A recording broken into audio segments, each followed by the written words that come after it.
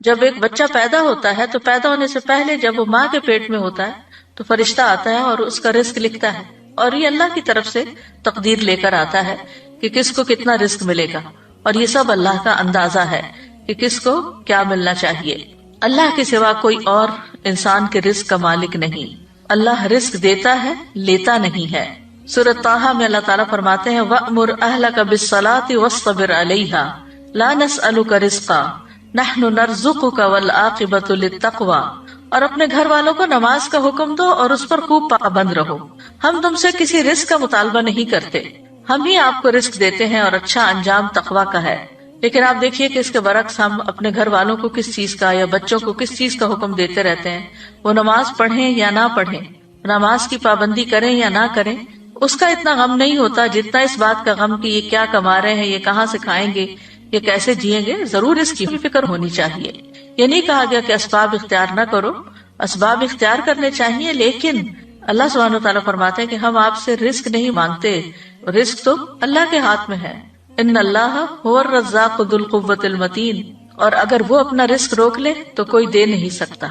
امن ھذا الذی یرزقکم ان امسک رزقہ بل لجوا فی عتو ونفور، یا وہ کون ہے جو تمہیں رزق دے اگر وہ اپنا رزق روک لے، بلکہ وہ سرکشی اور بدکنے پر اڑے ہوئے ہیں۔ تو جب انسان کو یہ یقین ہو جاتا ہے کہ رازق اللہ ہے تو پھر انسان رزق کی تنگی میں اسی کی طرف رجوع کرتا ہے، ورنہ وہ انسانوں کو یہ سمجھتا ہے کہ یہ میرے رازق ہیں تو پھر وہ ان کی چاکری پہ لگ جاتا ہے اور ان کی خوشامد پہ لگ جاتا ہے کہ شاید یہی جاب دیں گے تو جاب ہوگی، یا یہ تعاون کریں گے تو ہی رزق ملے گا، جبکہ رزق جو ہے وہ اللہ کے ذمہ ہے۔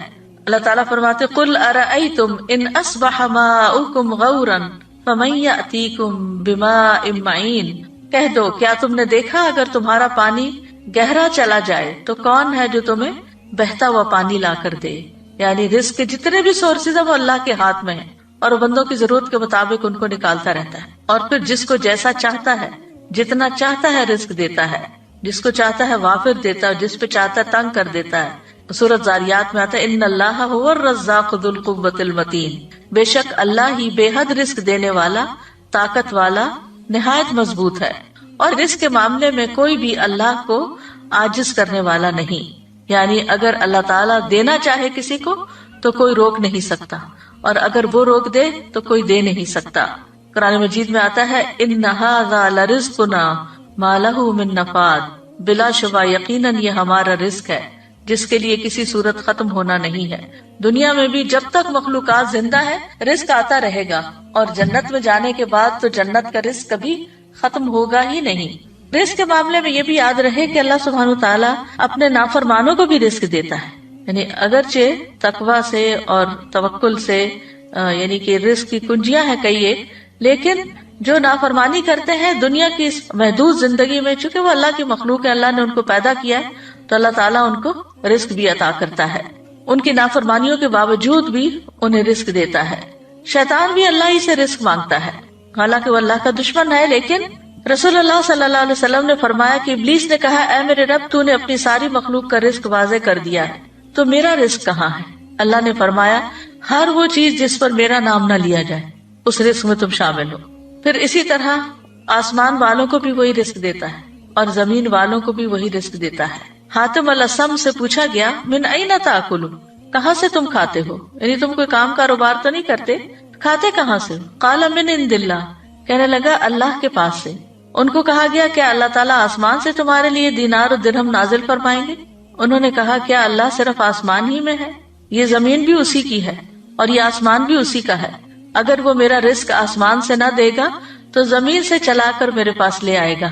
ہم کہتے ہیں نا تمہارا آسمان سے اترے گا، بات یہ ہے کہ وہ زمین سے بھی لے آئے گا۔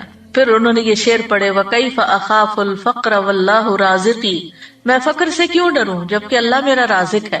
وَرَازِقُ هَذَا الْخَلْقِ فِي الْعُسْرِ وَالْيُسْرِ، تنگی اور آسانی میں اس مخلوق کا رازق وہی ہے۔ تکفل بالارزاق للخلق كلهم، اس نے ساری مخلوقات کے رزق کا ذمہ لے رکھا ہے۔ وما من دابۃ الا علی اللہ رزقها وللضب فی البیداء والحوت فی البحر، وہ گوہ کو صحرا میں رزق دیتا ہے اور مچھلی کو سمندر میں رزق دیتا ہے۔ اور پھر ہم دیکھیں کہ ہر مخلوق کی رزق کی ضرورت مختلف ہے، انسانوں میں سے بھی مختلف علاقوں کے رہنے والے لوگ مختلف طرح کی چیزیں کھاتے ہیں. اسی طرح پانی میں رہنے والے جانوروں کا رزق اور طرح ہے، خشکی والوں کا اور طرح، پرندوں کا اور طرح ہے، جنگلی جانوروں کا اور طرح ہے. پھر لوگوں کے ہاں پسند ناپسند بھی ہے، پھر ان کی ٹیسٹ کا بھی فرق ہے، کوئی مرچیں کھاتا ہے کوئی نہیں کھاتا.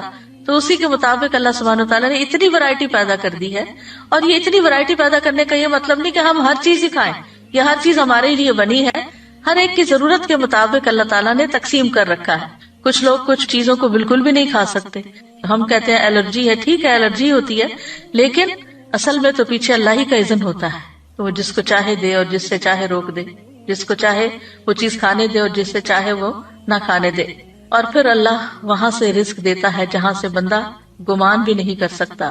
وَيَرْزُقْهُ مِنْ حَيْثُ لَا يَحْتَسِبُ وَمَن يَتَوَكَّلْ عَلَى اللَّهِ فَهُوَ حَسْبُهُ إِنَّ اللَّهَ بَالِغُ أَمْرِهِ قَدْ جَعَلَ اللَّهُ لِكُلِّ شَيْءٍ قَدْرًا.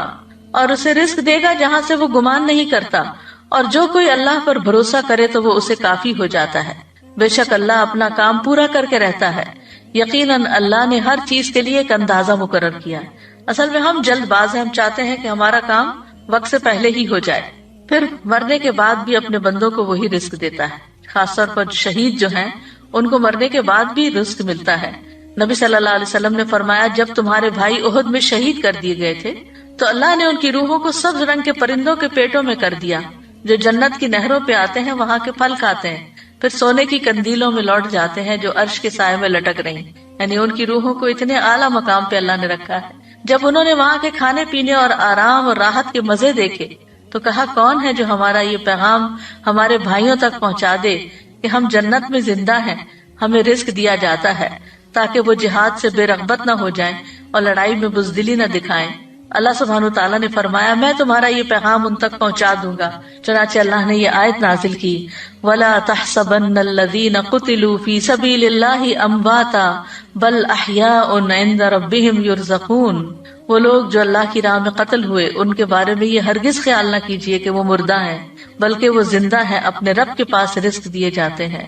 اور پھر ایک اور جگہ پر بھی اللہ تعالیٰ نے ایسے لوگوں کے لیے رزقا حسنا کی خوشخبری دی. والذین ہاجروا فی سبیل اللہ ثم قتلوا او ماتوا لیرزقنہم اللہ رزقا حسنا وان اللہ لہو خیر الرازقین.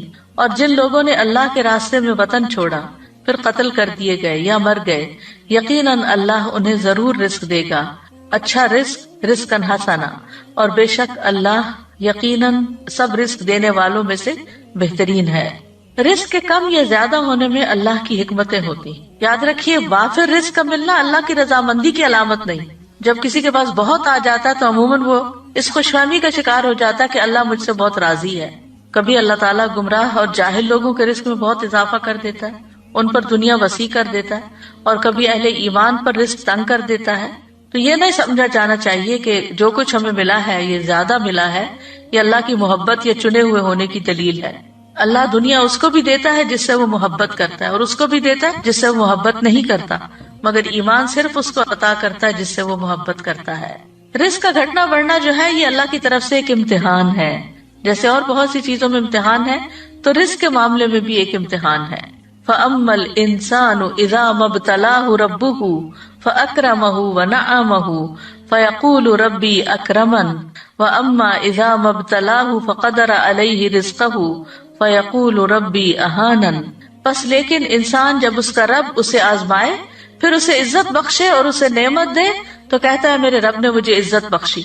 لیکن جب وہ اسے آزمائے پھر اس پر اس کا رزق تنگ کر دے تو کہتا ہے میرے رب نے مجھے ذلیل کر دیا. تو اللہ سبحانہ تعالیٰ کے اس فرمان سے بالکل واضح ہو رہا ہے کہ یہ رزق کا دیا جانا اور رزق کا لیا جانا دونوں ہی امتحان ہے.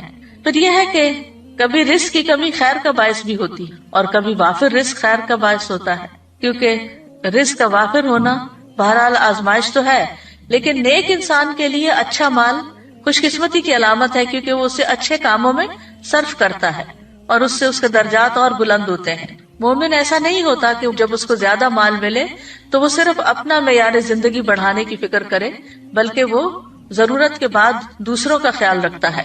بعض اوقات رزق کا وافر ہونا سرکشی کا باعث بھی بن جاتا ہے، اس لیے اللہ سبحانہ تعالیٰ ایک حد کے اندر ہی سب کو رزق دیتا ہے. وَلَوْ بَسَطَ اللَّهُ الرِّزْقَ لِعِبَادِهِ لَبَغَوْا فِي الْأَرْضِ وَلَكِنْ يُنَزِّلُ بِقَدَرٍ مَا يَشَاءُ إِنَّهُ بِعِبَادِهِ خَبِيرٌ بَصِيرٌ۔ اور اگر اللہ اپنے بندوں کے لیے رزق فراخ کر دیتا تو یقیناً وہ زمین میں سرکش ہو جاتے، لیکن وہ ایک اندازے کے ساتھ اتارتا ہے جتنا وہ چاہتا ہے،